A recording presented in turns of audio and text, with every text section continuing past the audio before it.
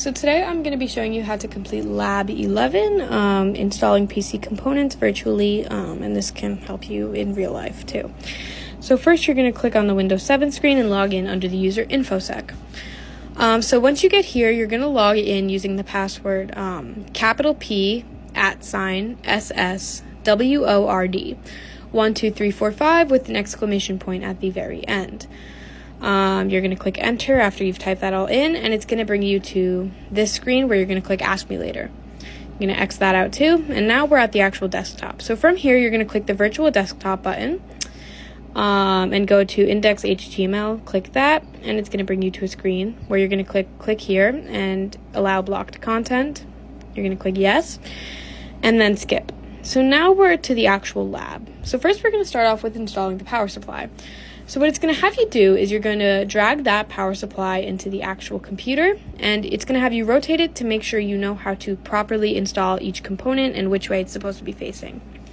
So now that we're done with that, we're going to install the power supply screws so it actually stays in place and secure. So now that we're done with the actual power supply section, we're going to move on to the motherboard. So starting with the motherboard, we're going to start with installing the RAM sticks, and you can click show steps, but that's why I'm making the video to instruct you how to do it. So we're going to start with dragging the RAM sticks over to those little blue sections right there. And the way I like to remember how to install it is make sure the chips on the RAM stick are facing you. And then you're going to click the down button to drag it into place and click those two latches on the side to secure it. We're going to do the same thing with the second RAM stick, rotate it to make sure it's facing you, click the down button, and then latch it into place using the latches on the left and right. So now we're going to move on to the CPU. So CPUs can be a little bit difficult, but we're going to drag them over there, especially if you don't know which way they're supposed to face. So that little spot right there, we're going to rotate it to face the RAM sticks right on our right hand side. So we're going to click the rotate button. Now in this lab, the CPU does glitch a little bit, so it can be perfectly aligned and it might not work. So you're going to have to play with it a little bit like I did.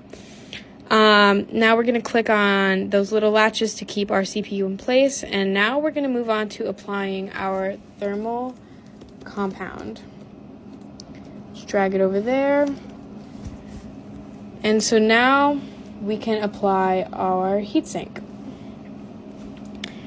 You're going to actually plug it in, rotate the wire there so we can actually use the heatsink, because you know that's always nice. And now we're going to install the actual motherboard, which we've just assembled. So that pink thing right here, we're going to want it to face that left wall. So you're going to rotate it just a little bit and then slide it in. So now that we are here, we are going to screw it into place, and we are done with the motherboard.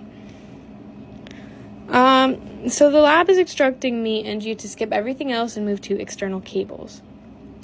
So what external cables is going to do is it's going to apply all the external and add-ons to the PC. So first we're going to start with the PC case and to keep it protected and whatnot. And now we're moving on to our monitor wire. So we're going to click that and we're going to rotate it as such to make sure it aligns with the outlet.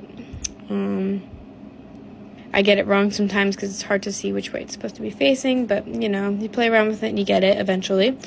And all of this is basically all the wires and stuff, so it shouldn't be too difficult. This part tripped me up a little bit, but you're gonna have to align the little black thing in the middle with the outlet itself, just like we're doing with all the wires, and you're gonna do the same thing with that one. Rotate it and plug it in. So now we have our, I believe this is our USB cable. Yep, rotate it, plug it in. What's new? Not much. Now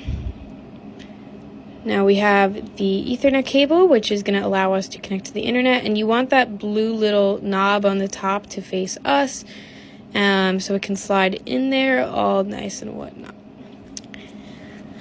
Coming to an end, we have our wireless antenna. You're just going to click, drag that in, and it's going to screw in nice and easy. But now, to be able to actually turn our PC on, you're going to plug in the power cord, slide it in there.